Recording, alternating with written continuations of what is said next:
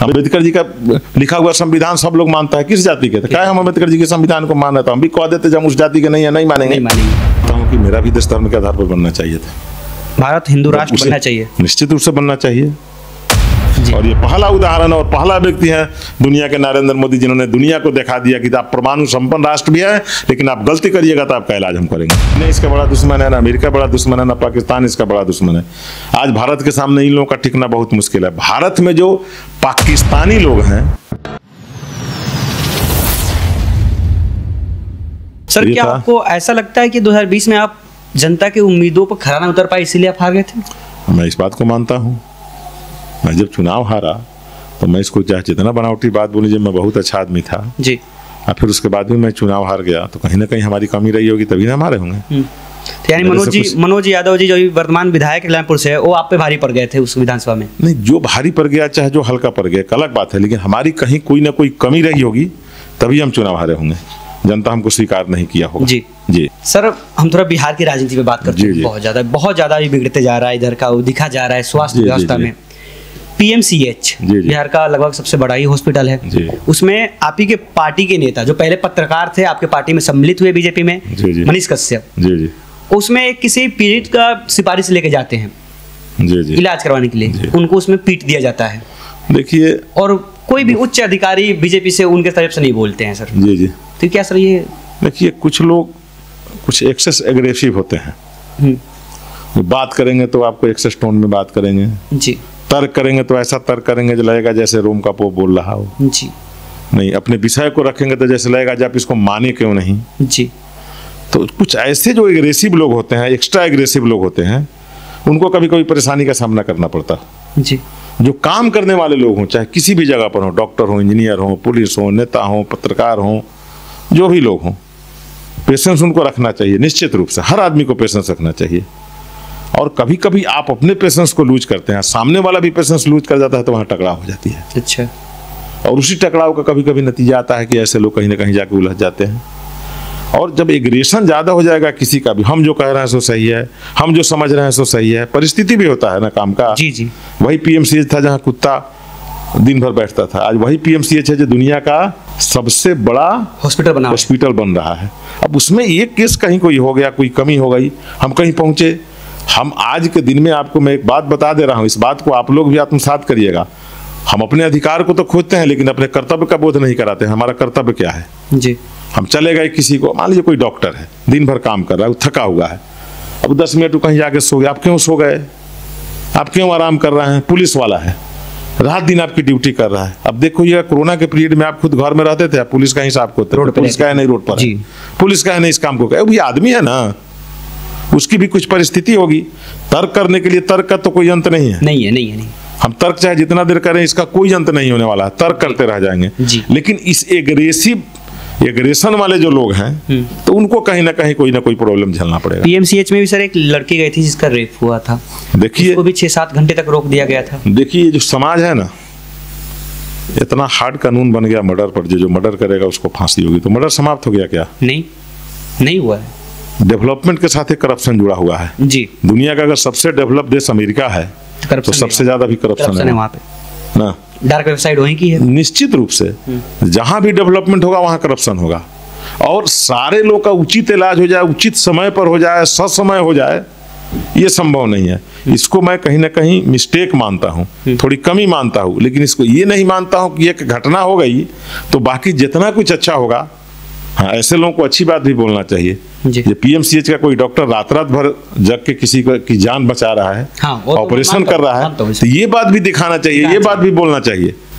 किसी का भी सिर्फ एक पक्ष नहीं बोलना चाहिए, जिसका नेगेटिविटी है उसको हम शो करें। आप काम करते हैं, आप में कुछ कमी होगा कि नहीं? जी हो, एकदम। आप में भी कमी होगा, हम में भी कोई कमी होगा, जो काम कर रहा है उसमें भी कमी होगा। तो ऐसे लोग सिर्फ कमी को दिखाते हैं, उसकी अच्छाई को भी दिखाना चाहिए, उसमें कुछ अच्छाई भी होगा। और दूसरा बात, हर व्यक्ति का एक अपना स्वभाव होता है। दुनिया में जितने लोग हैं जी, जितने राष्ट्राध्यक्ष हैं, जितने शासनाध्यक्ष हैं, जितने काम करने वाले लोग हैं, सबका एक अपना स्वभाव है कि नहीं? सबके सोचने का अपना तरीका है कि नहीं? अब आपके हिसाब से 100% हम काहे नहीं सोच रहे हैं? हम किसी को समझा रहे हैं, जैसे आप हमको समझा रहे हैं, आप हमको सवाल पूछ रहे हैं, और आप ये समझ रहे हैं कि हम सवाल इनसे पूछ रहे हैं तो ये सवाल ही समझ गए। अब हम समझे कि नहीं समझे, इस विषय को भी आपको देखना पड़ेगा जी।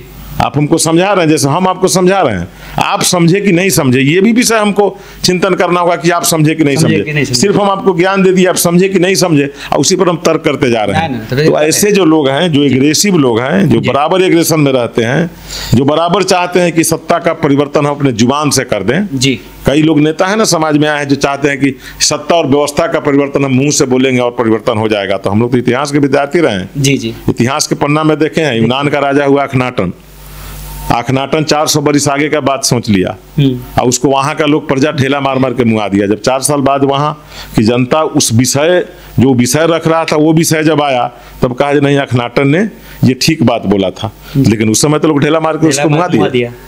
आप नाम सुने होगा अखनाटन का। जी जी। तो इतिहास में कई ऐसे लोग होते हैं जो जुबान से परिवर्तन करते हैं, जिनका परिवर्तन में कर्म नहीं लगता है, जुबान लगता है। सिर्फ जुबाने से कहेंगे परिवर्तन हम कर देंगे, और जब उस जगह पर आते हैं, जब उनको जवाबदेही और जिम्मेवारी दे दी जाती है, तब उनका कहाँ चला जाता है। आप देख रहे हैं ना, हिंदुस्तान के कई नेता इसे लगा जैसे एकदम सब कुछ परिवर्तित हो जाएगा, और कुछ दिन के बाद पता लगा जो सबसे ज्यादा वही भ्रष्टाचार करके जेल में बंद हो गए। तो कई ऐसे नेता आते हैं, ये कर देंगे वो कहे, जो काम करने वाला है उसका जीवनी से पहले अपने जीवनी का तुलना करिए। आज नरेंद्र मोदी जी देश को चला रहे हैं, आज नरेंद्र मोदी जी के जीवनी से जरा एक बार तुलना तो करिए अपने जीवनी का। जब कई घंटा काम करते हैं, कई घंटा परिवार के साथ रहते हैं, वो कई घंटा परिवार के साथ रहते हैं, वो कई घंटा समाज और देश के हित में सोचते हैं। आप कितना देर सोचते हैं, वो कितना देर तपस्या किए, कितना दिन तक तपस्या किए, उनका क्या डेडिकेशन है, क्या एजुकेशन है, कितना जितना लोग नेतागिरी कर रहा है इसमें से आधे से ज्यादा लोगों के पास तो कोई ट्रेनिंग नहीं है जी। कोई नेतागिरी का ट्रेनिंग का सर्टिफिकेट नहीं है, कभी कोई बैठ के कहीं कोई प्रशिक्षण नहीं लिया होगा, फिर भी कहते हैं कि हमारा से काबिल कोई नेता है, हमारे से चालाक कोई आदमी है, ना कोई ट्रेनिंग, ना कोई प्रशिक्षण, ना कोई ज्ञान, ना कोई बुद्धि। फिर भी अब चूंकि तर्क में आजकल बहुत सारे प्रेस और यूट्यूब वाले मिल जाते हैं, उनका कोई भी बयान लेके कोई चला दिया, अपना चल रहा है जो बोल। तो ऐसे जो लोग होते हैं, ऐसे लोगों पर हम लोग ना बहुत तर्क करते हैं, ना बहुत इन लोगों का हम लोग नोटिस करते हैं। इन लोगों का अपना दुनिया है, अपने टाइप का दुनिया है। ये लोग समाज के चर्चा में रहना चाहता है, बाकी लोग का दूसरा कुछ नहीं रहता है। सर आपका भी ऑपरेशन हुआ था जी, वो अभी एकदम आप स्वस्थ हैं, दिख रहा भी है। हाँ, लगभग स्वस्थ हैं हम। क्या चीज का ऑपरेशन हुआ था? हमारा गोल्ड ब्लैडर में एक स्टोन हो गया था जी। तो वैसे उससे कोई बहुत परेशानी नहीं थी, लेकिन डॉक्टर से हमने सलाह लिया तो कहा कि ये बढ़ रहा है तो अच्छा होगा कि कभी इसका दर्द शुरू होगा तो दिक्कत भी हो सकती है। तो मैंने उसका ऑपरेशन करा दिया। 10 दिन तक मैं बेड पे था, लेकिन अब मैं लगभग 80% स्वस्थ हूँ। थोड़ा सा डॉक्टर ने बताया है कि थोड़ा दिन तक थोड़ा पेट में गैस वैस बन जाता है, खाना पीना में कंट्रोल रखना पड़ेगा जी। थोड़ा अधिक धूप से बचना होगा, अच्छा, पसीना वसीना से थोड़ा बचना होगा, लेकिन वैसा कोई बात नहीं है। हम काम कर रहे हैं। आप हमारा देखिए ना, ऑपरेशन के बाद का जब हम आए हैं लौट के, तो हमारा फेसबुक आप उठा के देखिए, चाहे आप समाज में भी पता कर लीजिए। हम लोग जानते हैं काम करना चाहिए और काम करते हैं। फेसबुक पे आपके पोस्ट देखे जाते हैं, आप रामनवमी विश्व शोभा में शामिल हुए थे, जैसे ऐसे कोई भी हिंदुत्ववादी काम हो रहा है आप उसमें शामिल होते हैं, तो आपकी विचारधारा हिंदुत्ववादी टाइप की है? निश्चित रूप से है। मैं हिंदुत्व के विचारधारा से जुड़ा हुआ हूँ, और जब ये कॉन्स्टिट्यूशन आया इस देश का, जब इस देश का बंटवारा हो गया और इसी आधार पर हुआ कि धर्म के आधार पर दूसरा देश बनेगा, तो जिस धर्म के आधार पर दूसरा देश बना और हमारे देश में जो जिस धर्म को माना गया, तो मैं तो मानता हूं कि मेरा भी देश धर्म के आधार पर बनना चाहिए था। भारत हिंदू राष्ट्र बनना चाहिए, निश्चित रूप से बनना चाहिए। हिंदुत्व एक विचारधारा है। हिंदुत्व का मतलब हिंदू नहीं होता है जी जी। हिंदू मतलब एक नाम आपने लगा दिया, कोई संस्कार इस प्रकार का ले लिया जो हम हिंदू हैं। मैं उसको हिंदू नहीं मानता हूँ, मैं विचारधारा को हिंदू मानता हूँ। और भारत में निवास करने वाले, भारत भूमि में निवास करने वाले, भारत वर्ष में निवास करने वाले, भारत क्षेत्र में निवास करने वाले सभी लोग हिंदू हैं, और उनका परिवर्तन उसी से हुआ है। हिंदुत्व से ही उनका परिवर्तन हुआ है। और ये विचारधारा है कि हम दूसरे को सहयोग करें, हम दूसरे के काम में साथ बढ़ावें, हम अच्छे और नेक कामों में हमारा समर्पण हो, हमारा समर्थन हो, हम अच्छा काम करें, अच्छाई हम समाज में लाएं, हम समाज को समभाव से देखें जी। ना अल्लाह ईश्वर सबका नाम, सबको सम्मति दे भगवान, ये मानना रहता। अब उसमें हम ये नहीं कह रहे हैं कि इस्लाम का विचारधारा खराब है, ऐसा नहीं मेरा मानना है जी। लेकिन जब हमारे देश को बांट दिया गया उसी आधार पर, और हम धर्मनिरपेक्ष बने हुए, और धर्मनिरपेक्ष बने हुए एक तरफ से हम दूसरा बात भी करते हैं, हम क्यों कहेंगे किसी को अल्पसंख्यक? बताइए, क्यों नहीं कहेंगे? क्यों कहेंगे? नहीं कहेंगे। वैसे तो हम अल्पसंख्यक देखें तब तो हमको तुलना और गणना करना पड़ेगा जो कौन सबसे कम संख्या में है। तो ये सब जो बातें आती हैं, हम हिंदुत्व के विचारधारा से हैं, हम सभी धर्मों का सम्मान करते हैं, हम किसी धर्म की अनादर नहीं करते हैं। अगर धर्म को मानने वाले हैं, कहने वाले लोग हिंदू हैं, हिंदुत्व को भी नहीं मान रहे हैं, तो वो हिंदू नहीं है। जब हिंदू राष्ट्र की बात आती है तो फिर संविधान का क्या होगा? संविधान से ही देश चलेगा या हिंदुत्व के लिए कुछ अलग संविधान बनेगा? नहीं नहीं, हिंदुत्व के लिए अलग संविधान थोड़े बनेगा। जरा पाकिस्तान का संविधान किसी जानकार आदमी से पूछ लीजिएगा, जो पहला लाइन में, संविधान के पहले लाइन में लिखा हुआ है कि Islam, Pakistan is a Islamic country. ठीक है, तो हिंदुत्व के आधार पर देश चलेगा, हिंदुत्व और संविधान जी।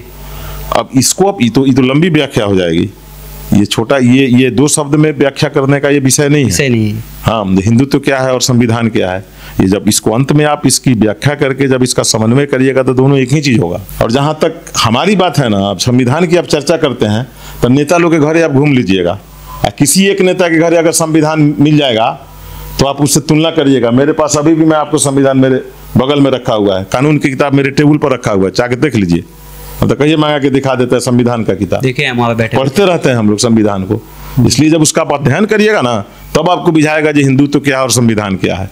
अब ऐसे अलग से बोल देते हैं, संविधान के एगो अनुच्छेद आप नहीं जान रहे हैं, एक संशोधन नहीं जान रहे हैं, एक उसका कोई महत्व नहीं समझ रहे हैं, संविधान पर दिन भर बोल रहे हैं। संविधान कौन समझेगा? जो संविधान को पढ़ा होगा वो ना संविधान समझेगा। संविधान को कौन पढ़ा होगा? 3रा 4था क्लास में तो संविधान नहीं पढ़ाई होती है।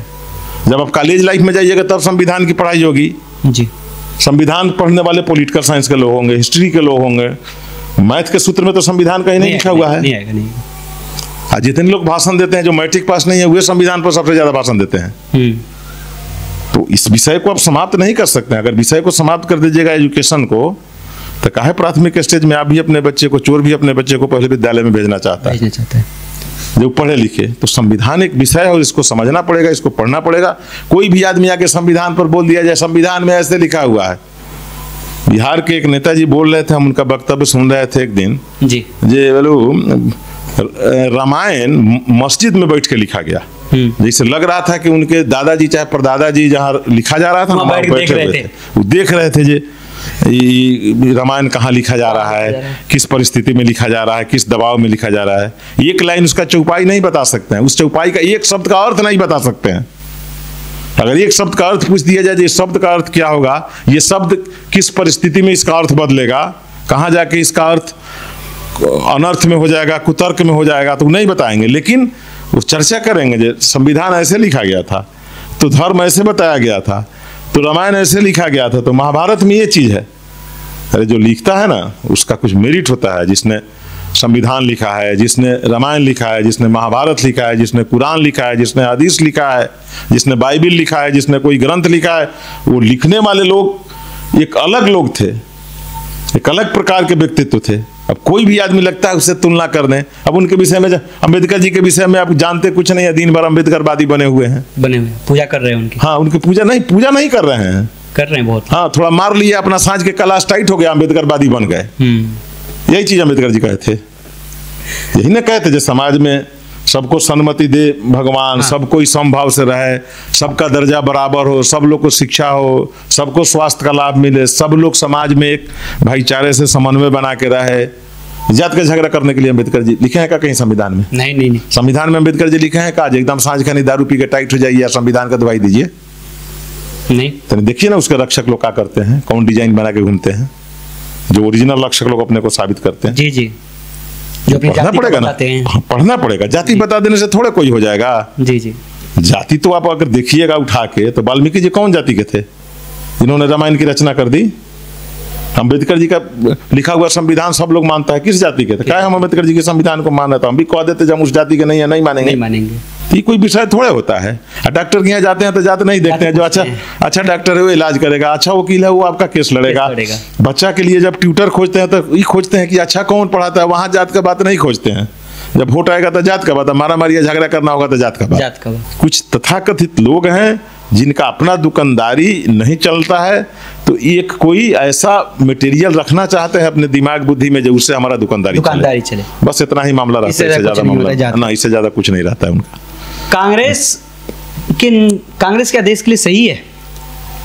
देखिए, कांग्रेस देश के लिए सही रहता तो इस देश को बहुत पहले दुनिया का सर्वोत्तम देश होना चाहिए था। हाँ। आपके पास जितना मेरिट है, जितना मैन पावर है, जितना ताकत है, जितना मिनरल्स है, जितना आपके पास क्षमता है, आपको तो बहुत पहले बहुत आगे हो जाना चाहिए था ना जी। कांग्रेस इस देश को चलाने के लिए थोड़े बना था, देश की आजादी के लिए एक संस्था बना था और उसी संस्था को देश आजाद होने के बाद में ये लोग पॉलिटिकल रूप में ढाल लिया। अगर स्थिति कांग्रेस की होती तो देश का यही स्थिति। आज आपका देश दुनिया का सबसे मजबूत चौथा अर्थतंत्र हो गया। ये तो हम नहीं ना बोल रहे हैं, ये इकोनॉमिस्ट लोग बोल रहा है जी। आज जापान 5वें नंबर में चला गया, भारत 4थे नंबर में चला है जी। आप लोग भी देखते होइएगा।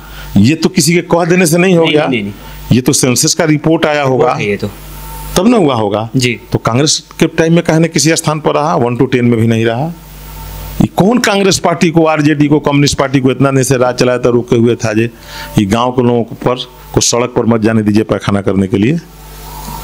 कोई रोकले था? नहीं। कोई रोकले था का जो बिजली मत लगवाइए घरे घरे, ना तो आपका काम खराब हो जाएगा। कोई रोकले था जो घरे घरे गैस नहीं दीजिए। इस महीना में लोग ये आपको जेठ आषाढ़ के महीना में लोग पत्ता बहारता था, जमा करता था जे भादो में इसको जलाएंगे, हाँ। जलावन हमारा चलेगा जी। नहीं तो खाना नहीं बनता था लोग का ठीक से, तो नहीं रोकले था। हमारे बेटी बहू की रक्षा हो, हमारे घर में एक शौचालय बने, ये कांग्रेस पार्टी को नहीं दिखाई पड़ा, इंदिरा जी को नहीं दिखाई पड़ा होगा, नेहरू जी को। इतना सुविधा भोगी लोग थे, जो अपने लिए जरूरी है तो दूसरे के लिए जरूरी है कि नहीं है? आज नरेंद्र मोदी कर रहे हैं देश को चौथा अर्थतंत्र। आप बताना दीजिए, दुनिया का कोई उदाहरण आप एक बता दीजिए। ये पहला उदाहरण है ना, जो परमाणु संपन्न राष्ट्र भारत परमाणु संपन्न राष्ट्र पाकिस्तान पर चढ़ाई कर दिया। आप बताते दीजिए अमेरिका भी चढ़ाई किया हो, दुनिया का सबसे संपन्न राष्ट्र है किसी परमाणु संपन्न देश पर। आप एक उदाहरण बता दीजिए, रसिया चढ़ाई किया हो।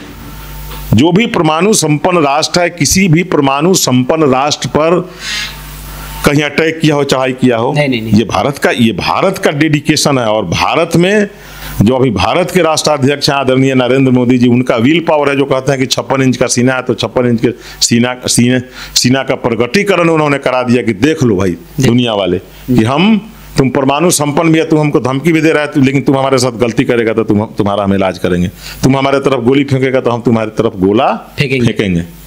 काहे नहीं लोग किया? तो कांग्रेस अगर ये काम किया रहा था, इंदिरा जी तो परमाणु परीक्षण कर रही थी, रोक दिया उनको, अमेरिका वाला तो चली गई अमेरिका में दरबार लगाने, जो ठीक है जो आप कहिएगा सो ये मानेंगे। अटल जी परीक्षण किए पोखरण में अमेरिका ने प्रतिबंध लगा दिया 2 साल के लिए, तो अटल जी कहे कि आपको जितना प्रतिबंध लगाना हो लगाइए, हम दुनिया को दिखाएंगे कि भारत एक परमाणु संपन्न राष्ट्र है। अगर वो नहीं किए रहते तब तो आज हमारे पास परमाणु नहीं होता। जैसे हमको पाकिस्तान डराता है कि हमारे पास परमाणु है, हम फेंक देंगे। आज मोदी जी बोले हैं ना, जो आपका जो परमाणु है ये अटैक करने के लिए, हमारा जो परमाणु है ये दिवाली में ये पटाखा बजाने के लिए है।